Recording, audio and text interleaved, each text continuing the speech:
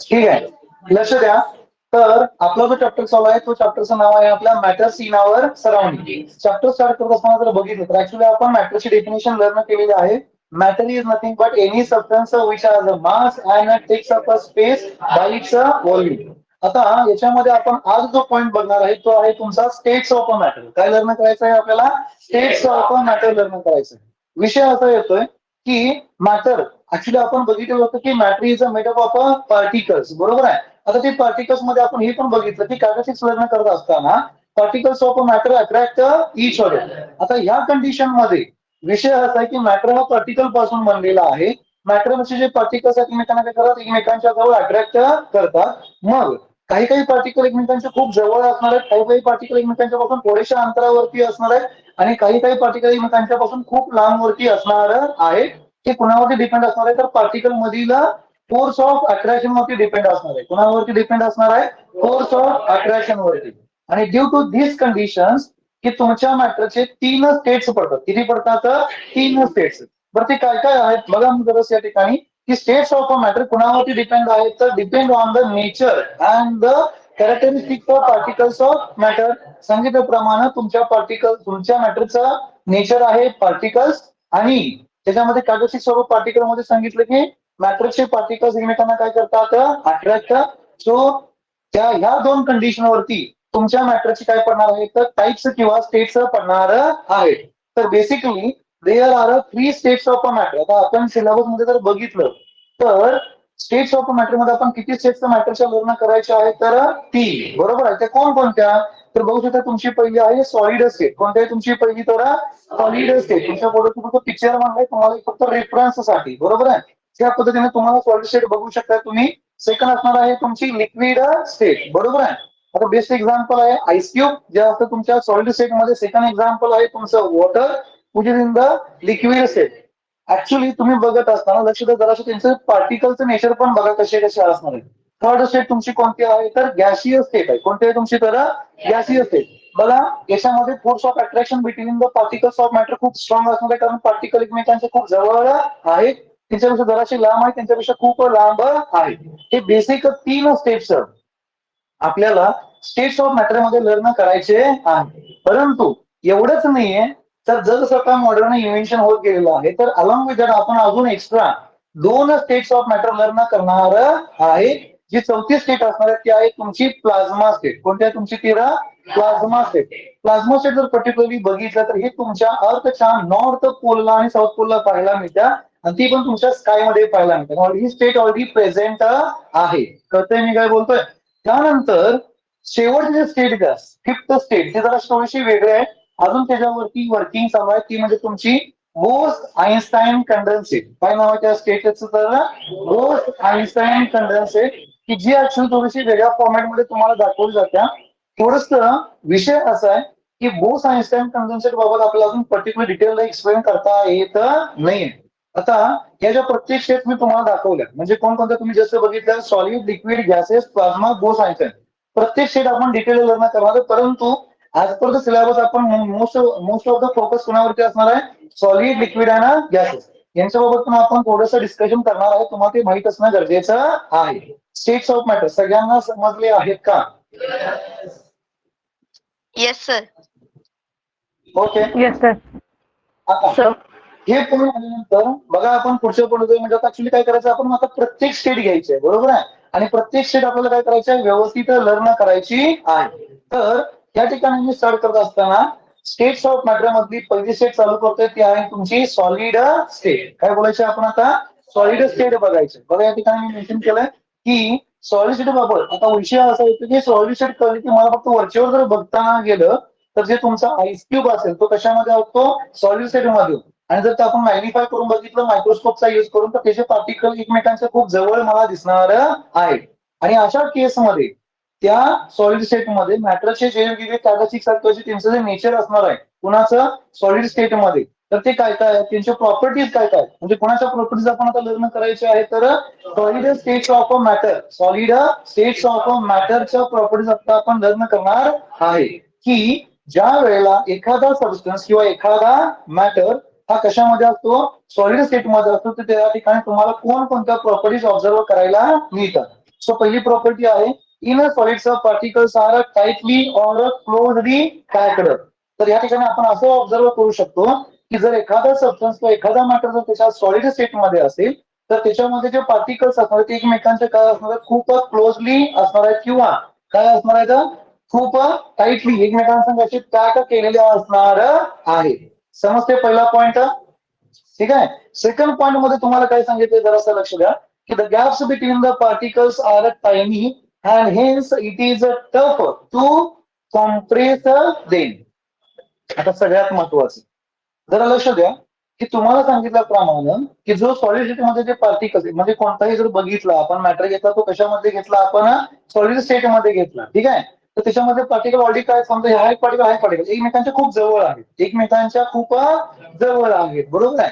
मग त्यांच्यामध्ये particular space काय उरलाय का, नाही, परंतु स्पेस तरी पण उरणार आहे. कसा, आता समजा मी तुमच्याकडे डायग्राम ड्रॉ करायचं म्हणलं तर पर्टिक्युलरली जर सॉलिड डायग्राम आपण बघितली ती अशा पद्धतीने दाखवतात. म्हणजे समजा हे तुमच्या मॅटरचे पार्टिकल्स आहेत, हे तुमच्या मॅटरचे काय आहे तो पार्टिकल्स आहेत. आणि तुम्ही जर बघितले हे पार्टिकल्स एकमेकांना असे क्लोजली पॅक आहेत, एकमेकांना चिकटलेले आहेत का सगळे पार्टिकल्स, हो यस ऑर नो. हा, आता हे पार्टिकल एकमेकांना चिकटलेले असताना सुद्धा तुम्ही सांगा या सेटमध्ये तुम्हाला त्या पार्टिकलच्या मध्ये कुठेतरी स्पेस दिसतो. अरे यस डेफिनेटली आहे, कारण कॅरेक्टरिस्टिक्स बघत असताना आपण सांगितलं की तुम्ही काही पण केलं तरी कोणत्याही मॅट्रिक्सच्या पार्टिकल्स मध्ये काही ना प्रमाणात स्पेस असणार आहे. अरे यस ऑर नो, दिसतंय ना. परंतु समजा तुम्ही काय केलं, एखादा हा सॉलिड आहे याच्यावरती या साईडनं आणि ह्या साईडनं जर तुम्ही हा ऑब्जेक्ट कॉम्प्रेस करलाय तर तुम्ही फोर्स अप्लाय केला. तुम्ही काय अप्लाय केला, फोर्स अप्लाय केला. परंतु तुम्ही समजून घ्या पार्टिकलच्या मध्ये ऑलरेडी स्पेस नाहीये, नाही ना. मग तो मॅटर दबला जाईल का, तो मॅटर कॉम्प्रेस होईल का, नाही होणार. अरे कसं कॉम्प्रेस होईल, कारण ह्याच्यामध्ये स्पेसच नाही, पार्टिकल्स मध्ये स्पेस आहे का, नाही.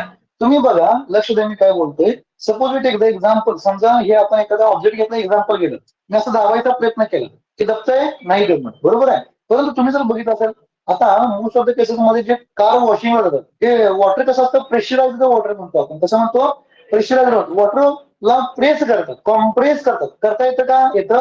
कारण वॉटरमध्ये पार्टिकल्स मध्ये जास्त स्पेस असणार आहे. त्याच्यापेक्षा सगळ्यात जास्त स्पेस कुठे असतो, गॅसमध्ये.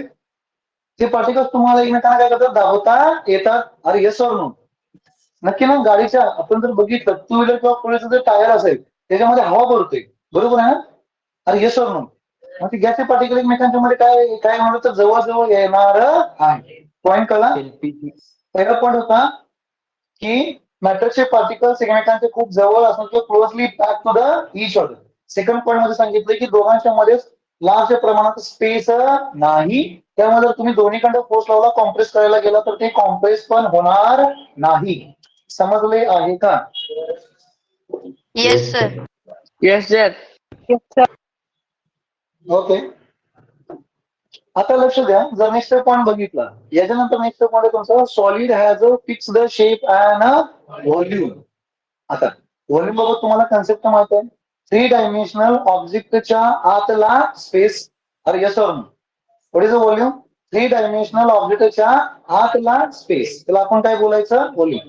कोणताही तुम्ही सॉलिड घेतला तर त्याला एक डेफिनेट शेप आहे. अरे आहे का नाही, काय याला डेफिनेट शेप आहे. आणि आता वर्ण जर एवढं स्ट्रॉंग असेल ते चेंज होतं, याचा शेप चेंज होतोय नाही. म्हणजे याच्या आतलं व्हॉल्यूम चेंज होईल का, नाही. म्हणजे त्या ठिकाणी तुम्हाला ही प्रॉपर्टी काय सांगते की तुमचा जो सॉलिड असेल, मग तो कोणत्याही मॅटरचा सॉलिड असेल तर त्याला काय होतं, एक फिक्स्ड शेप आणि त्याला फिक्स्ड काय असणार आहे, व्हॉल्यूम असणार आहे. स्वतःहून जोपर्यंत तुम्ही प्रेशर अप्लाय करत नाही तोपर्यंत तो मॅटर स्वतःचा शेप किंवा स्वतःचं व्हॉल्यूम चेंज करणार नाही. Clear. Next, due to this rigid nature particles in a solid can only vibrate about their mean position and cannot move. आता हा जर थोडासा 11वीचा कन्सेप्ट आहे बघा, मी काय सांगतोय. Due to this rigid nature म्हणजे काय म्हणलंय तर रिजिड नेचर, जे तुमच्या मॅटरचे पार्टिकल्स असतात ते जागेवरून साहजिक काय मूव्ह होऊ शकत नाही, एकमेकांच्या खूप जवळ आहे. मग ते लयत लय काय करू शकतात, ते ओनली व्हायब्रेट. माहित ना, व्हायब्रेशन तुम्ही बघितलं असेल, बरोबर आहे. अबाउट देअर मीन पोझिशन, बरोबर ना, about their mean position. He concept काय आहे जसं लक्ष द्या बोर्डवरती, खूप सिंपल मध्ये सांगतो. आता बघा तुम्ही जस्ट बघितलं, समजा बघा अगेन विथ द एक्झाम्पल, हे तुमच्या मॅटरचे पार्टिकल्स आहेत, बरोबर आहे. वरून पण असणार आहे, खालून पण असणार आहे, बरोबर आहे. आता विषय काय होतोय, समजा हा एक वरती एक पार्टिकल आहे, इकडे एक पार्टिकल आहे, समजा इकडे एक पार्टिकल आहे, त्याचे मी पार्टिकल तुमच्या समोर ड्रॉ केले. आता तुम्हाला एक माहित आहे, बेसिक वगैरे कोणाला कॉन्सेप्ट सगळ्यांना आठवते का? ऑलरेडी आता स्टेबल आहे, कोण सांगू शकेल हे व्हायब्रेट किंवा मूव्ह कधी होतील? ह्या सॉलिड स्टेट मध्ये जे तुमचे मॅटरचे पार्टिकल्स आहेत, हे कधी व्हायब्रेट होतील किंवा कधी मूव्ह होतील? म्हणजेच डेफिनेटली कायनेटिक एनर्जी त्यांना जर मिळाली, समजून मी काय बोलतोय, त्या पार्टिकल जर कायनेटिक एनर्जी मिळाली तर ते काय म्हणतात, मोशन मध्ये येण्याचा प्रयत्न करणार आहेत. परंतु ज्या वेळेस समजा समजा एखादा पार्टिकल, समजा सपोज हा एक आपण पार्टिकल घेतला, बरोबर आहे. त्या पार्टिकल समजा तुम्ही काय केली, कायनेटिक एनर्जी दिली, काय दिली तुम्ही, कायनेटिक एनर्जी दिली. मग हा पार्टिकल काय करणार आहे, स्वतःची पोझिशन सोडून चेंज होणार, म्हणजे तो मोशन मध्ये येण्याचा प्रयत्न करणार आहे. परंतु हा एकटा मोशन मध्ये येऊ शकतोय का? नाही. कारण सगळीकडे समजून घ्या, तुम्हाला 2D मध्ये दिसतंय, 3D मध्ये ते पुढनं मागणं सगळीकडं चारी बाजूनी काय आहे, ते काय काय असणार आहे. त्याला जागेवर हलता येईल का? नाही. तो मोशन मध्ये येऊ शकत नाही. मग ते काय करते, नुसतं असं व्हायब्रेट होते. कळलं काय होतंय, नुसतं एका ठिकाणी काय होणार, ते व्हायब्रेट होणार आहे. त्याच्या मीन पोझिशन, आता समजून घ्या सर, मीन पोझिशन म्हणजे काय. म्हणजे समजा समजा हा तुमचा मी पार्टिकल घेतला, याला मी बरोबर सेंटर मधून जर लाईन ड्रॉ केली, काय केली, सेंटर मधून एक लाईन ड्रॉ केली, तर ही त्याची जी बघा सेंटरचा सर्कलचं सेंटर आणि ही लाईन, हा जो तुमचा झाला हा मीन पोझिशन, इथून वर जाणार, इथून खाली येणार, इथनं वर जाणार, इथनं खाली येणार, व्हायब्रेशन होते ना. काय होतं, नुसतं व्हायब्रेशन. तर लक्षात ठेवा, तो जिथून स्टार्ट करतो ती तिची काय झाली, मीन पोझिशन. ही काय झाली तुमची मीन पोझिशन. अहो समजले आहे का? Yes sir. Yes sir. Yes sir. मग बघा त्या ठिकाणी म्हणून सांगितलंय, त्या रिजिड नेचरमुळे तुमच्या सॉलिड मध्ये जे पार्टिकल्स आहेत ओनली काय करू शकतात, एकाच ठिकाणी व्हायब्रेट करू शकतात त्याच्या मीन पोझिशनला, परंतु ते स्वतःच्या जागेवरून मूव्ह होऊ शकत नाही. ठीक आहे. Next, force of attraction between the particle is abundant. खूप जास्त प्रमाणात त्यांच्या दोघांच्या मध्ये, म्हणजे दोन पार्टिकल्स जे असणार आहेत मॅटरचे, जे कशामध्ये आहेत तुमच्या सॉलिड स्टेटमध्ये, साहजिक गोष्ट ते एकमेकांपासून इझिली लांब जातील का रे? सांगा, इझिली लांब जातील नाही.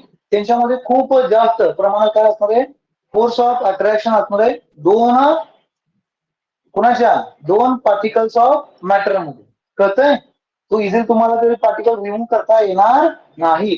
Next, the rate of diffusion in solid is very low.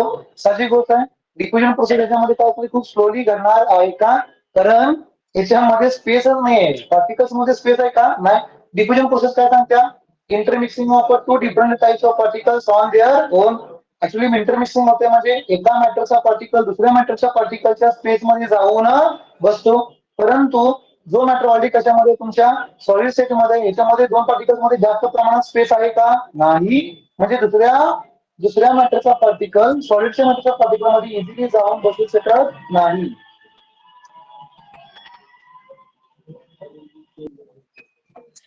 बघा हाच पॉइंट आपण सांगत होतो की आपण काय बघतोय की डिफ्युजन प्रोसेस तुमच्या सॉलिड स्टेट मध्ये काय होणार, खूप स्लोली घडणार आहे. समजलंय? एक्झाम्पल्स बघा, सॉलिड मध्ये काय काय असणार आहे, solid ice, sugar, rock, wood, बरोबर आहे. हे तुमचे काय येतात, सगळे सॉलिड स्टेट कोणाची, मॅटर चे एक्झाम्पल्स आहे. सगळ्यांना सॉलिड स्टेट समजली आहे का? Yes sir. Yes sir. Yes sir. Yes sir.